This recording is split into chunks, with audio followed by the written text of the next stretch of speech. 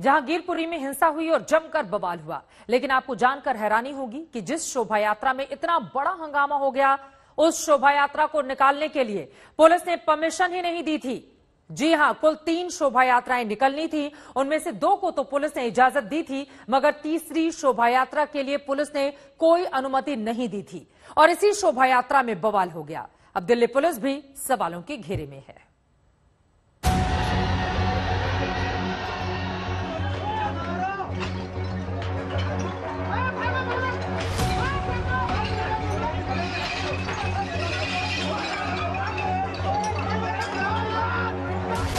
जिस शोभा यात्रा में हंगामा हुआ, तलवारें लहराई, गोलियां चली, बोतलें चली, पत्थर चले, उस शोभा यात्रा को पुलिस की इजाजत ही नहीं मिली थी। बिल्कुल ठीक सुन रहे हैं आप। विश्व हिंदू परिषद और बजरंग दल ने जहांगीरपुरी में जहां शोभा यात्रा निकाली, उस शोभा यात्रा को लेकर पुलिस की ओर से कोई इजाजत नहीं ली गई थी। इन्होंने परमिशन नहीं ली थी तो इनके खिलाफ अकॉर्डिंगली लीगल कार्रवाई की गई है और परमिशन नहीं लेने के बावजूद प्रशासन चूंकि निकल गया था तो पुलिस की ये ड्यूटी थी कि उसको शांति से निकालें। तो बगैर इजाजत के गैर कानूनी तौर पर निकली शोभा यात्रा के साथ इंतजाम को देखने के लिए मजबूरी में पुलिसकर्मी खड़े थे। उन्हें अंदाजा तक नहीं था कि शोभा यात्रा के दौरान इतना बड़ा हंगामा हो जाएगा। 16 तारीख को हंगामा हो गया तो 17 तारीख को पुलिस ने जहांगीरपुरी पुलिस स्टेशन में बजरंग दल और विश्व हिंदू परिषद के खिलाफ आईपीसी की धारा 188 के तहत केस दर्ज कर लिया। तो केस दर्ज हुआ है तो जाहिर तौर पर कार्रवाई भी होगी, मगर सवाल ये है कि बिना कानूनी इजाजत के शोभा यात्रा कैसे निकली? शोभा यात्रा को समय रहते रोका क्यों नहीं गया? शोभा यात्रा में पुलिस के सामने तलवार कैसे लहराई गई? बगैर इजाजत के शोभा यात्रा में पुलिस वालों की तैनाती कैसे थी? जब देश में तमाम राज्यों में हिंसा हुई तो दिल्ली पुलिस की ओर से ऐसी लापरवाही कैसे हो गई?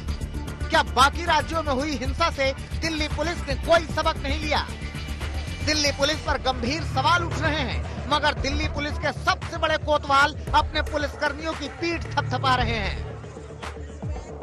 जो भी अधिकारी और फोर्स वहाँ पे थी, उन्होंने सबसे बढ़िया काम ये किया कि दोनों पक्षों को दूर किया और बीच में खड़े होके किसी भी एक पक्ष को दूसरे पक्ष को नुकसान पहुंचाने के लिए रोकने की पूरी कोशिश की।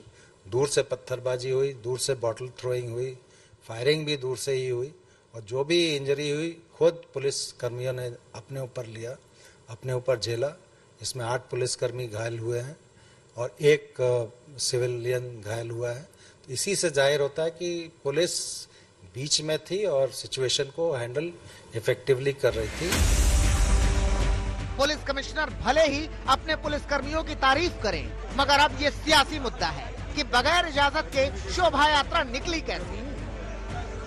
जब बगैर पुलिस परमिशन के इस तरह का यात्रा निकालते हैं और उसमें हथियार होते हैं, तलवारें होती हैं, पिस्टल होता है, कंट्री मेड पिस्टल होते हैं, पिस्टल होता है, तो फिर ये पुलिस क्या खामोश तमाशे बनकर बैठी थी कि पुलिस गूंगी हो गई थी, अंधी हो गई थी पुलिस? कि कैसे आपने निकालने दिया बगैर परमिशन के आपके? ये अपने आप में हैरान करने वाला है कि बगैर कानूनी इजाजत के शोभा यात्रा निकल पड़ती है और दिल्ली पुलिस मूक दर्शक बनी सब कुछ देखती रहती है।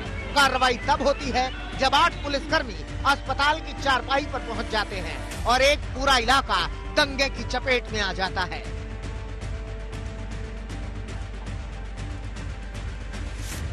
जहांगीरपुरी से अंजना ओम कश्यप, अरविंद ओझा और आशुतोष मिश्रा के साथ तंसीम हैदर, दिल्ली आज तक।